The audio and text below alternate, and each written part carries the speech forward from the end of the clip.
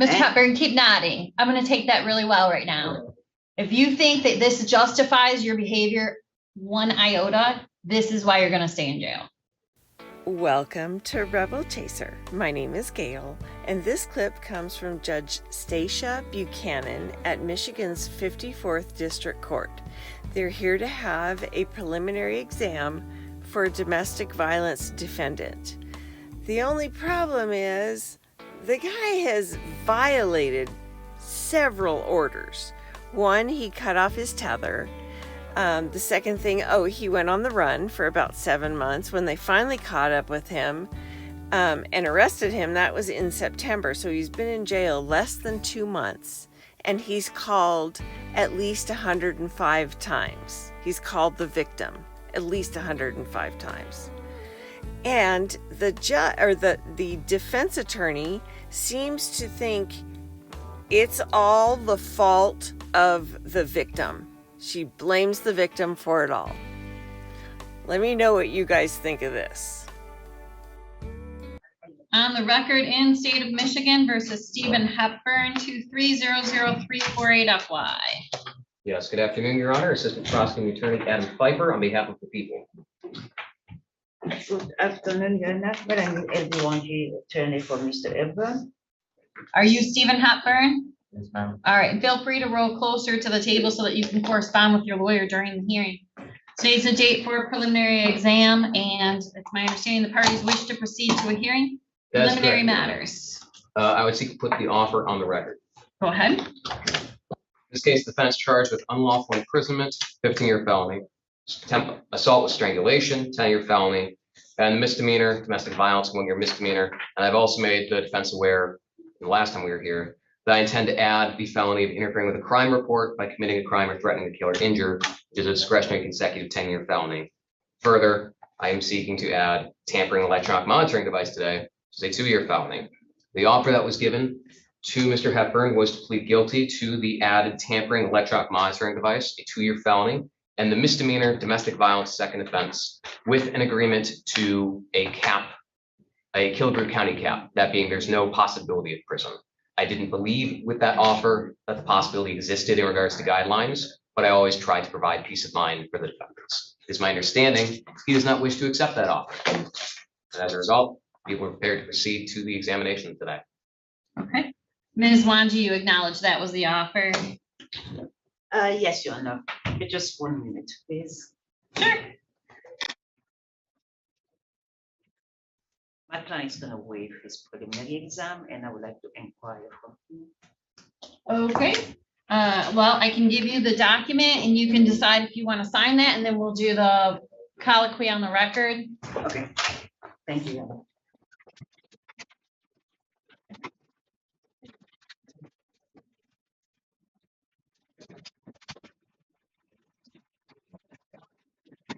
Right. Okay, so the decision has been made by the defense to waive the preliminary exam. I guess, question, Mr. Pfeiffer, do you also wish to sign the waiver? Yes, Your Honor. I think we have to change that from Etheridge to Wanji. Yep. You want me and Ms. Wanji to change that, or do you want? No, me to I'll fix change that? it. Actually, Kelly's gonna do it. She needs to put her stuff on there too. Yeah. Okay. All right, so Mr. Pfeiffer, as to your waiver of the exam, Your Honor, the people have no objection to unconditionally waiving this examination. and I guess then in light of that waiver, you won't be adding the additional charges. Not at this time, Your Honor. Okay, Not at this time. well, I guess he may be, If negotiations break down, you probably have to remand to add additional charges or file a new case, wouldn't it you? would be a new case, Your Honor. I see. So, Ms. Wanji. You know, we're going to waive the preliminary exam. Okay. And Mr. Pfeiffer, is there an offer to be stated for the record at this time? Is it, I mean, now that he's agreed to waive, would it still be, the offer is plea to tampering, electronic monitoring device, and DV second Yes, Your Honor. The offer And- remains open for the defendant. in lieu of the original charges? Yes, A 2-year and a 1 year, correct. with a cap of 12 months. Correct, Your Honor. Okay. And Ms. Wanji, that's your understanding as well. It is, Your Honor, my understanding, Your Honor. Mr. Hepburn, please rise. Mr. Hepburn, you have the right to have a preliminary exam today. That's a hearing where the government must bring some evidence to demonstrate probable cause to believe these felonies occurred and probable cause to believe that you're the person who committed these felonies. You understand the purpose of the hearing? Yes, ma'am. Lawyers are telling me you've decided you now want to waive the hearing. Is that your understanding of what we're doing? Yes, ma'am. Waive your right to have the hearing. I'll bind the case over to circuit court for a plea, a trial, or something else.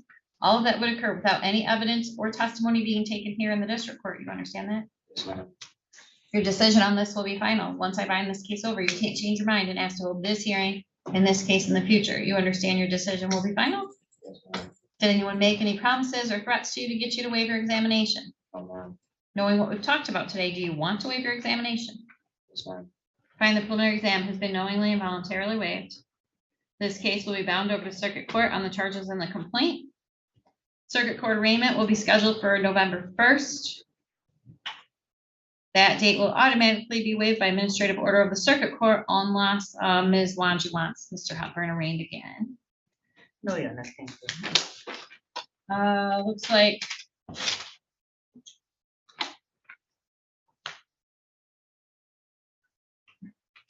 bond in this matter is currently, I believe, 10,000, 10%. Oh, he was remanded for prelim due to previous issues. Does he have a bond right now? He doesn't. So I guess we should talk about setting a bond. Your Honor, I would ask for 10,000 cash surety, not 10%. We adjourned last time because it was discovered the defendant had been calling the victim and e-messaging the victim very, very frequently. And after that was addressed, the victim got him a new number, and he, from the jail, has called her at that new number.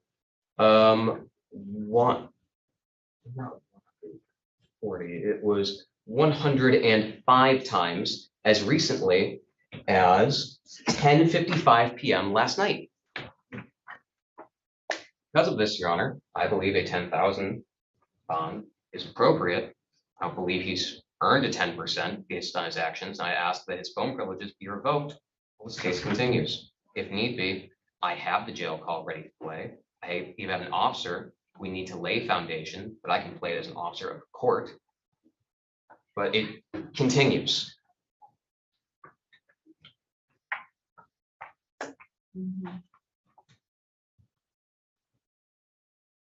Yeah. So, I mean, the way this went is, Good night. yeah, I just want to say that for the record, in February of 23, at the PCC, Mr. Pfeiffer was intending to add the interfering with a crime report.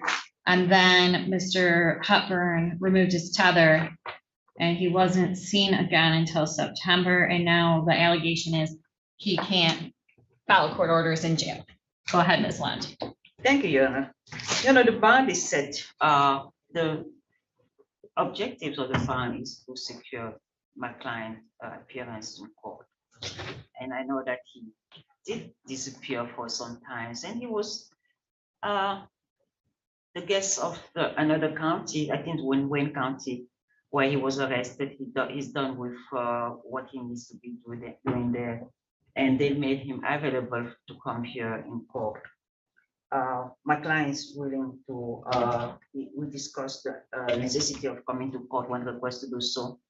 I understand that with his propensity of calling the alleged victim, and the alleged victim herself calling him and giving him the number to call him, I understand that she doesn't have to, she's not bound by this order. But for the for her safety, for the safety of the public, I would say this, Your Honor, he's not dangerous. She's showing that he's not dangerous. He's just not following your orders. If she's the one calling him, and so she doesn't need to be protected. If she's the one putting money in his account to call her, she's the one giving him new numbers to call her. Mr. Hepburn, keep nodding. I'm going to take that really well right now. If you think that this justifies your behavior one iota, this is why you're going to stay in jail. Go ahead, Ms. Watts. So I would tell the court that for her safety, she doesn't need this to be protected by the court. Now, my client does not follow your orders. That's another problem. And we believe that you can give him some another chance to show you that he's gonna follow the orders, which will be what? Plus the alleged victim doesn't live in the state anymore. She's not in the state anymore. And so Tether can be, I don't know what the Tether is gonna do at this time, but we believe that a bond with PR bond or a bond, an amount that he can pay is appropriate in this case, considering the fact that there is really just the fact. Oh, my client also the court can order that my client, or in any other conditions to show that he's going to follow the court orders. Because that's the really big problem. He's impulsive. He doesn't know, I don't know what's going on with him, but he's not dangerous. I mean, these are assaultive charges. Your client has impulse control issues. And the reason the victim might be in contact with him is because he's in jail. So it's a safe time for her to have contact because he can't assault her. So, I mean, I don't know. I wouldn't say the pure fact that she's having contact with him means that somehow he's a safe member of the community. Bond is like a trust situation, right? I let someone out. I trust they're not going to hurt anyone. They're going to show up when they're told to show up. And Mr. Hotburn has broken trust for sure. Mr. Pfeiffer even dancing around. What is it? I have him confessing to cutting his tether on a recorded call. And further, if I was the victim of a case with a history of getting assaulted, and I finally report to police, and he and his family are able to continuously contact me, as soon as he gets out, even when a case is going, he's able to go right back into her life, I would not feel safe. And I would not feel like the fact that a case is ongoing would provide me any measure of safety. I'd want to make that person as happy as I could to not get beaten further. Well, I would call that real speculation. I think that the fact that she's calling him and giving him money, how safe can she be when he's in jail? She's safer because he's in jail, but he's the one calling him, putting money for him to contact her, telling him I love you. So that's a victim with a problem, not a victim who needs protection from him. I don't know. I don't know what her motivations are. I don't know if this is a toxic relationship and that they continue to be in this on again, off again state. What I do know is that Mr. Hotburn being on bond requires trust, and I don't have much trust in Mr. Hotburn because apparently even after I revoked his phone privileges 3 weeks ago, he could not control his impulses enough not to have Mr. Pfeiffer come back in here with an offer of proof that he continues to make contact. If he cannot control his impulses, he is a danger to all of us. He needs to learn to control his impulses. I have to set a bond at this point. I don't think it's appropriate to continue to deny bond.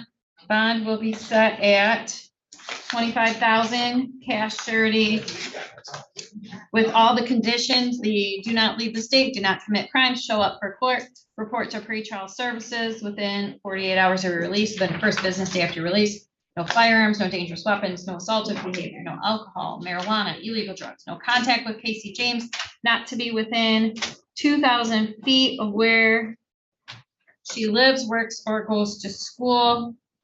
And in addition, I've got a GPS tether.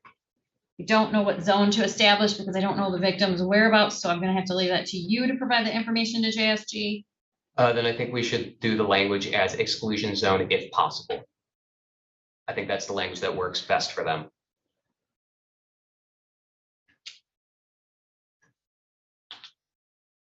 And that's if JSG will give you a tether at this moment because you cut their last one. They don't like that. You violate an order of no contact. You could be arrested without a warrant. Your bond could be revoked. You could be in contempt of court, for which you face up to 93 days in jail and or $7,500 in fines, separate from which you already face. Probably the more relevant part is the bond revoked part. You've been in jail for all these weeks because of bond revoked, because of choices that you have made. In addition, this order is about you. It's not about her. She's texting you and texting you. She's allowed to do that. You're under a court order. If you text her back, you go back to jail. She's calling you and calling you. She is allowed to do that. You call her back, you go to jail. She does not have authority to give you permission to violate a court order. It's my court order. She cannot give you permission to violate that order. You violate that order, you go back to jail. You understand that? Yes, I understand. And all of this stuff about she's making contact and putting money on your account, and all this does not make you look better. It makes you look worse. And until you realize that, you're going to continue to get yourself remanded back to jail. All right. I gotta put the bond on the bind over, and then anything else we need to address today. Your Honor, when reviewing it, it looks like the jail never actually revoked his privileges, so I just wanted to be, They told me they did. oh, I know, legit have an email back. I can email them again and say it didn't work. that would be helpful. Okay. Although if you postpone, it won't matter because you won't be in jail anymore, but we'll see. Agreed.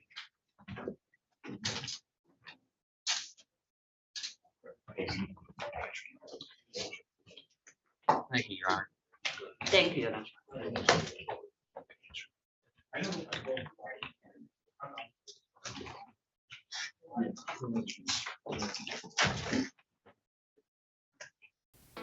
I just don't get this defense attorney saying that he's not dangerous. I believe that he's very dangerous because he's probably isolated her from everybody else so that he's the only thing in her life. And so, yeah, she's going to contact him. She's going to do what she has to see that only person that she's allowed to see. But I think he is very dangerous. And I'm glad she upped the bond. Instead of $10,000, I'm glad she upped it because this is just nuts. And the defense attorney blaming the victim for the calls and the whole thing, that's just awful. Anyway, that's just my 2 cents. Let me know what you guys think.